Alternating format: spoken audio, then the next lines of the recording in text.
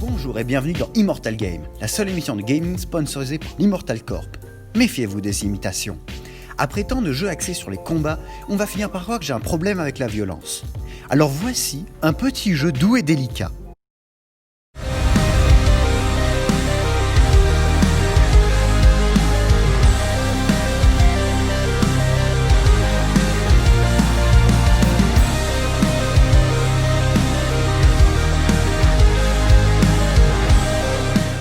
Je vous ai dupé! Raft Survival Ocean Nomad. Derrière ce nom à rallonge se dissimule un jeu classé dans les simulations de survie. L'idée est simple, vous étiez dans un avion, lequel s'est crashé dans l'océan, et vous, seul survivant connu, devez rester en vie le plus longtemps possible, malgré la faim, la soif, la météo brutale des tropiques et un immense requin ayant décidé que vous seriez sa proie. Joie! Mais ça, ce n'est rien. Vous allez voir, le pire adversaire du jeu, c'est le jeu lui-même. Le gameplay est fondé sur deux choses, la collecte de ressources et l'utilisation de celles-ci. Le premier élément pour la collecte est donc votre grappin, que vous lancez dans les eaux pour en tirer les déchets. C'est d'ailleurs la mer la plus polluée au monde, il y a des déchets métalliques, des troncs d'arbres entiers, des caisses, des barils. Pourquoi je vois pas les côtes d'ici, puisque je suis visiblement à 2 pas d'une usine pétrochimique?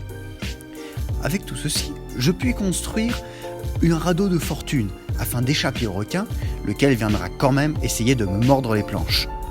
Pour collecter plus de ressources, je puis aller dans les autres îles, afin d'y abattre des arbres, miner des métaux, fouiller des coffres, combattre des creepers... oups, mauvais jeu, pardon.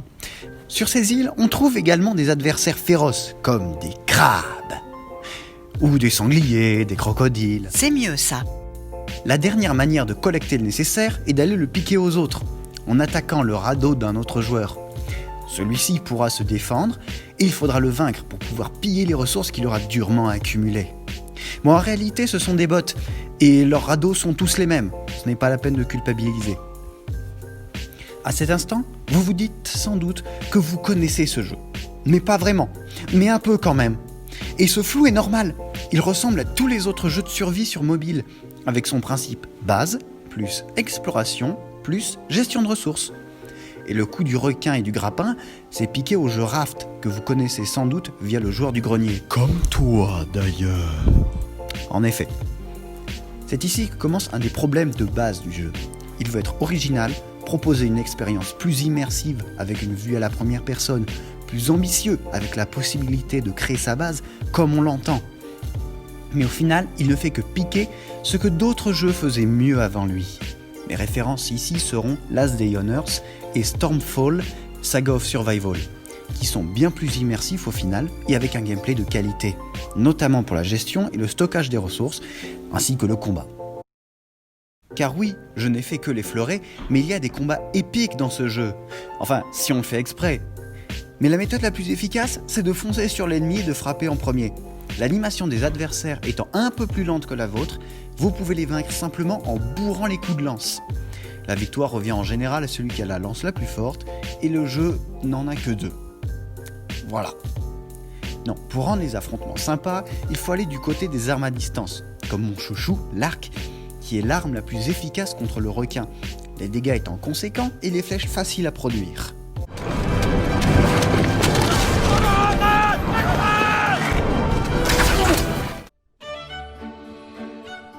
Merci, mais de rien mon pote. Et ne vous inquiétez pas du fait que je viens de tuer ce charmant squale, il revient tel un boomerang écailleux. À propos du requin, penchons-nous un peu, mais pas trop, sur cette rangée de dents. Son nom est Tiburon, mais là un détail chiffonnera les plus férus en matière de poiscaille.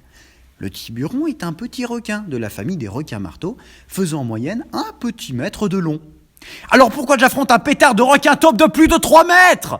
Le prochain jeu, Forest Survival, aura comme antagoniste un ours brun qu'on appellera Crevette ? C'est ça le projet ? Ce n'est pas le seul problème de texte et de langue. Parfois, d'autres langues viennent se mélanger dans les descriptions d'objets. Quand ce ne sont pas des noms absurdes, regardez ça. Ruban isolant, alors que c'est du scotch. Ou du ruban adhésif pour les puristes. Alors pourquoi avoir marqué isolant ? Les traducteurs se sont occupés du jeu en 10 minutes, café en main. Bon, revenons au jeu lui-même. Vous vous rappelez qu'il se proclamait comme un jeu de simulation, donc au moins un peu réaliste. Alors pourquoi est-ce qu'il n'y a pas des trucs simples comme des dégâts de chute? Vous savez, perdre un peu de vie quand on saute de trop. Ici, je saute du 3e étage d'un radeau, environ 6 mètres de hauteur, droit sur les jambes. Pourquoi je ne me suis pas pété les chevilles jusqu'au bassin? Ton perso semble plutôt musclé et en bonne condition physique. Peut-être un ancien soldat qui sait comment bien tomber. Un ancien soldat qui sait bien tomber, mais pas comment sauter? Car oui, il n'y a aucune commande qui permette de sauter. Pour monter, c'est soit une échelle, soit une passerelle en pente douce. Bravo l'ancien des Marines! Par contre, faut reconnaître qu'il en a dans le crâne, mon perso. Voyez comme il peut construire des générateurs électriques, des tables de chimie, des moteurs d'avion dans un radeau chahuté par les vagues et à partir des déchets de la mer. Ah là, bravo! J'applaudis les 2 pieds. Vous aurez compris que le jeu oscille entre être beaucoup trop bridé et permettre des actions irréalistes, ce qui nuit très fortement au côté simulation et donc à l'immersion. Les jeux que je vous avais cités plus tôt permettaient aussi des choses en soi impossibles, mais il y avait des explications, comme un scientifique un peu fou, ou l'usage de la magie, selon les permissions de l'univers où l'on se place. Ici, l'univers est censé être hyper restrictif et poser une ambiance de tension, mais c'est un échec. Autre chose qui nuit terriblement à l'immersion, c'est les îles que l'on explore. Elles sont vides, mais tellement vides. Il n'y a pas de vie, 3 palmiers qui se battent en duel, des conteneurs de marchandises remplis de 3 planches et 2 bouteilles d'eau. Et puis, j'en ai pas parlé parce que je suis en général tolérant là-dessus. Mais c'est moche. Oh, regardez-moi ce rocher en carton peint. Ok, écartez-vous, je vais gerber. Les êtres qui sont les plus intéressants et liants, ce sont les crabes. Parce qu'au moins, ils ne sont pas agressifs, je les laisse tranquilles et ils me laissent tranquille. Et tout va bien. Voilà. La partie la plus réussie du jeu, c'est les crabes. Enfin non, je suis mauvaise langue. Car un beau matin, alors que je pensais avoir fini le jeu et pouvoir commencer à écrire cet épisode, une mise à jour vint renouveler le jeu et retourner ma vision de cet univers.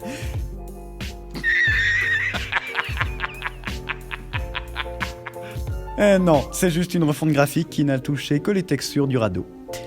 Et l'ajout d'une suite de missions, ah là, incroyable! Il faut explorer des îles, ouvrir un bunker. Oh bah mon pauvre vieux, coincé sous une étagère vide. Puis trouver un avion, puis réparer l'avion, puis mettre de l'essence dans l'avion. Et au final, c'est tout. C'est rien. Ah si, maintenant il y a une fiche de compétences à améliorer, en regardant des pubs, ou en payant avec la monnaie du jeu, qui s'obtient surtout en payant de sa poche.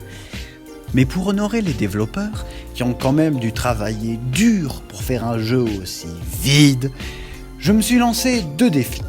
Montrer à cette nature sauvage et désagréable qui est le patron et créer quelque chose dans ce rien. C'est très humain comme défi, je sais. Alors défi 1, il va me falloir du matériel.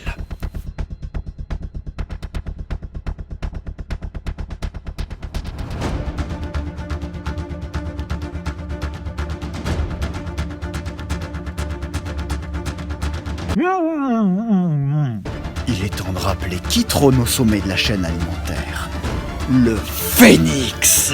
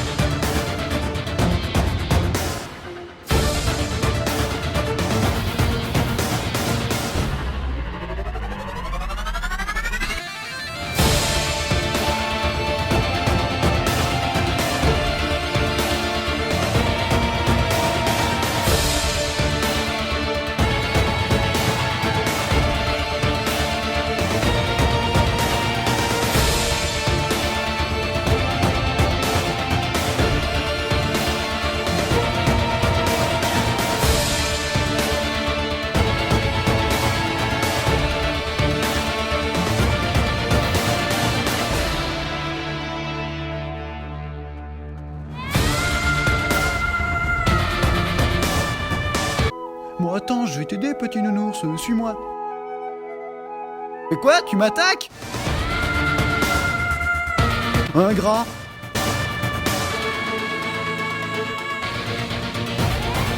Ça, c'est fait. Et pour le défi 2, j'ai développé mon radeau. Oh, venez, je vais vous faire visiter. Alors ici, c'est le début de l'aventure, la nourriture, la première maison, qui sert surtout à produire des matières premières. Au-dessus, c'est la zone des transmissions, avec tout ce qui est radio, antenne, qui ne servent pratiquement à rien d'ailleurs. Sur le côté, il y a une tour, qui sert en partie à faire joli, et aussi à porter un drapeau et un paratonnerre, même s'il n'y a jamais eu de tempête, ni même d'orage ou de pluie. Derrière le premier bâtiment, il y a la grande maison, entièrement sur pilotis, pour éviter que le requin trouve une faille et commence à dévorer mon plancher. D'abord, il y a un étage pour les choses un peu précieuses, avec les tables de fabrication qui servent rarement. C'est très dégagé, pour laisser entrer le soleil quand on travaille. Et puis au-dessus, on change d'ambiance. Il y a 2 chambres fortes, en métal donc. On voit des trophées, marque de mes très nombreux combats contre ceux de requins. Et l'escalier vers le salon. J'ai essayé de refaire une ambiance un peu victorienne, dites-moi si j'ai réussi. Et si l'on continue encore, on peut arriver dans mon petit jardin secret. C'est la terrasse au sommet où l'on peut s'installer pour voir le lever et le coucher du soleil. Ça par contre c'est beau, c'est bien fait. La nuit et son majestueux cortège d'étoiles. Bref, ce jeu est ce qu'il est. Je ne le conseille pas encore. À voir si les développeurs arrivent à l'améliorer. Ah oui, depuis la mise à jour, il y a un calendrier qui donne des récompenses chaque jour où l'on s'est connecté. Alors, est-ce que j'attends 100 jours pour voir ce à quoi sert le deltaplane ?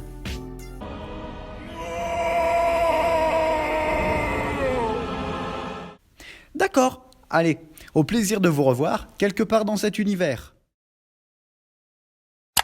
Et tant que j'y pense, bonne année !